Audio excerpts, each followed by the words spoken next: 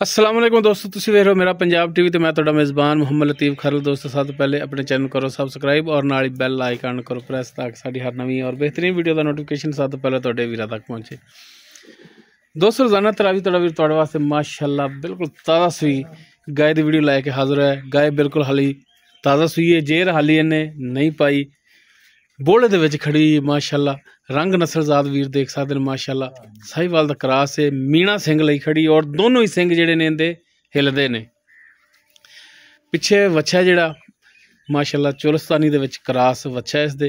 बाकी माशाअल्लाह वैड़ जिहड़ी वीर देख सकते हैं थब्बियां वाला लिबास लई खड़ी है और रुग रुग दा पावर वाला थान माशाअल्लाह। चारों थान इक्को जे माशाअल्लाह। बाकी तोर फेर के हर पासों वीरां नूं करावांगे तसल्ली माशाअल्लाह। पिछों लिबास वीर देख सकते हैं माशाअल्लाह, फुट चौड़ा लिबास है इसका। मुकम्मल कद हाइट लेंथ वीरां दे सामने दोस्तां दे सामने माशाअल्लाह वीर देख सकते हैं। लेने देने हमेशा की तरह इंसान के मुकद्दर होंदे ने। बाकी माशाअल्लाह थोड़ा वीर जानवर एक दूसरे तो चढ़ते लैके हाज़र होईदा है। बाकी है थोड़ा जहा कहल होंदी सिर्फ बच्चे पर वो वीर इस गल नूं समझदे ने कि बिल्कुल ताज़ा सूई गोका जिहड़ा है बच्चे दे नेड़े नहीं आन दिंदा।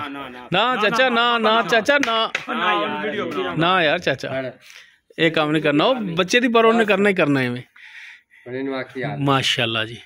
माड़ा जनाब माड़ा छड़ के टोर के दिखाया जी। नहीं नहीं वो बच्चे की वजह तो जानवर गोका करता ही होंदा इदा। बाकी माशाअल्लाह लिबास वीर देख सकते हैं पंडा वाला लई खड़ी सोहना थाना मुठ पार टोरा जी में लो जी माशाअल्लाह जी। टुरन फिरन वीर देख सकते हैं माशाअल्लाह जी माशाअल्लाह।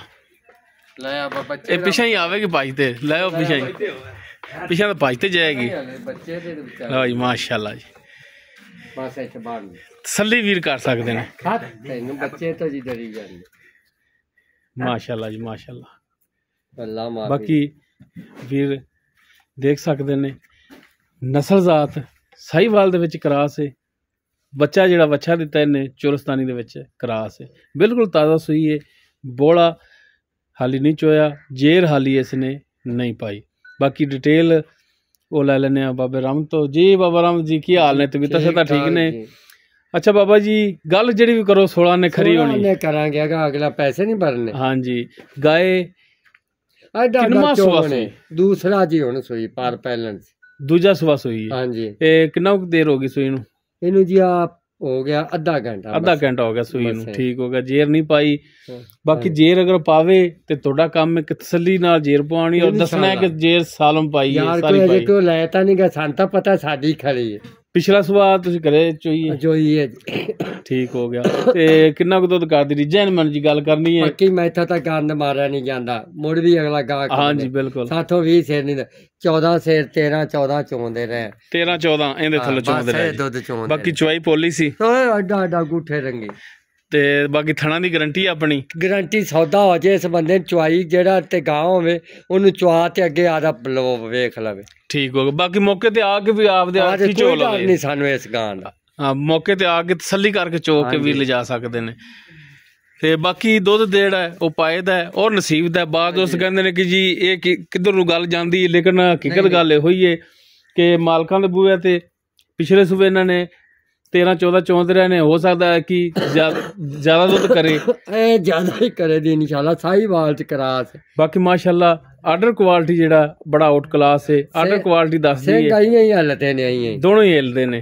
हाँ जी ते बाबा राम ये दसो कि इनका प्यार मुहब्बत दा रेट की करदे बेचण वाला गल करनी है। ये नहीं जिवें मैं आया ते आंदा मैं डराता तुसी गां तां मेरी 3 तो बाहर मोड़ होई है गल 2,90,000 रुपए दी गां दे दे। अच्छा 2,90,000 दी। हाँ जी ते बाबा जी इन दे विचों शफकत मेहरबानी करोगे मुड़ सारी गां ही ले जा खुश रह बाबा खुश रह। ते बाकी मेहरबानी करनी है रेट दे विचों थोड़ी बहुत। हाँ बहुत शुक्रिया जी। जो जी दोस्तों याद रखती जेड़ा एडा चोमन है जी जी वो तो थानी दसी जा रहे ने कि माशाल्लाह चुवाई इंदी इवें होनी जिवें गुठा है। हाँ जी दूजा वारा सूई है दूजा पिछे वच्छा साहिवाल दा क्रॉस है।